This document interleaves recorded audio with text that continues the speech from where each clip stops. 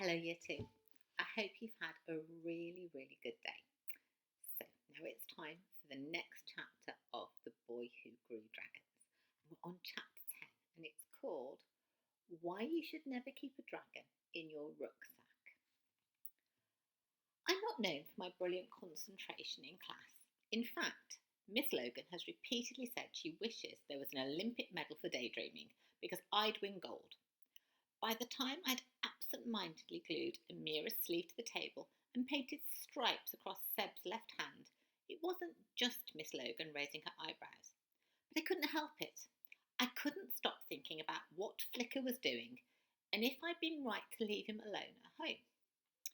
It was then that I noticed Ted's nose wrinkling. He leaned closer. Was he smelling me? I edged away, giving my arm a sniff and scanning my clothes, wondering if I'd got so used to the whiff of dragon poo that I hadn't noticed I'd got some on me. Dude, what is it with you today? Kai whispered. You're being off the scale weird.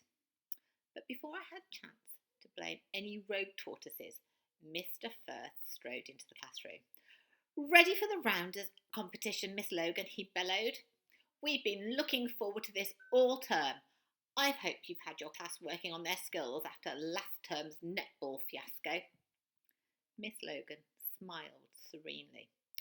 I think we're ready for you, Mr. Firth. Oh, I doubt that, Miss Logan, but I suppose we must admire your optimism. Of course, my lot depend on ability more than wishful thinking. Anyway, the match has been scheduled for 2 p.m. I'll be taking Lightning class out for a warm-up beforehand. You're welcome to join us if you don't think we'll scare the opposition. From the look he gave us as he said the word opposition, it was clear he didn't think we qualified as a serious threat. He didn't throw back his head like some dastardly villain and scoff outright, but we all knew Mr. Firth thought his class was going to wipe the floor with us. And even Miss Logan didn't look quite so serene after he'd left. I could tell Ted, Kat and Kai wanted to quiz me properly when we were on our way out of class, so I hung on behind, pretending I'd lost my pen under the table. Part of me would have liked to tell them everything, but another part wanted to keep Flicker all to myself. I'd never had anything as cool as Flicker before, and I wasn't sure I was ready to share him.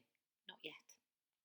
But I was beginning to realise that, with my terrible lying skills, keeping him a secret might not be as easy as I'd thought. The exploding poo didn't help either. It happened while we were getting into our PE kits. I lifted out my shorts and my heart sank. There were dark scorch marks across the bum, but it was the smell that everybody noticed first. One of Flicker's dried up poos had exploded, covering every inch of the bag. Liam screwed up his nose. Miss, something smells. He looked in my direction, and I think it might be coming from over there. Everyone turned to look at me. It was one of those times you wish you had a pop-up black hole in your pocket, ready to swallow you up. I think Thomas has had an accident, miss, he said, pretending to whisper behind his hand, but actually saying it loud enough for Class 3 to hear. Class 3 were 2 doors away. Liam was just loving this. I looked at Ted and Kai, but even they were backing away. I stuffed the shorts back inside my bag, cringing.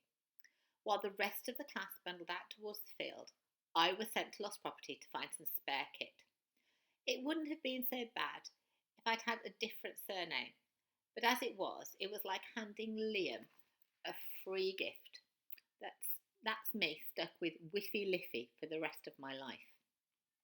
On Mondays, Grandad picked me up from school, but when he saw me and asked how my day had been, I just shrugged. I couldn't exactly tell him about the dragon poo incident, and we'd lost so spectacularly in the rounders match, I just wanted to forget the whole day. I've been thinking about the garden, Grandad said. We need to work out what's going where.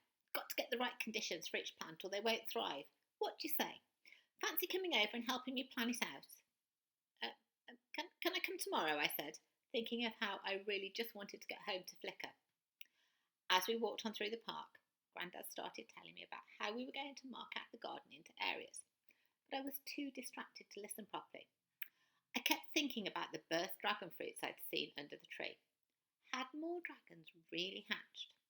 Could there be 6 dragons hiding out in our town? It seemed so unlikely. I mean, with the amount of mess my one little dragon was wreaking, if there was a whole pack of them out there, surely the news would be full of explosions and unexplained fires. People noticed stuff like that, didn't they? The nagging feeling I'd had during lessons grew even worse the closer I got to home. I started walking more quickly, my brain going over and over everything I'd done that morning. And then it landed on me like a cosmic cowpat. The thing I hadn't done. I grabbed the front door key from Grandad's hand and ran, my panic rising, because the one thing I'd forgotten to do was close my bedroom window. At home, my fingers fumbled with the lock. I raced up the stairs and flung open the door to my bedroom.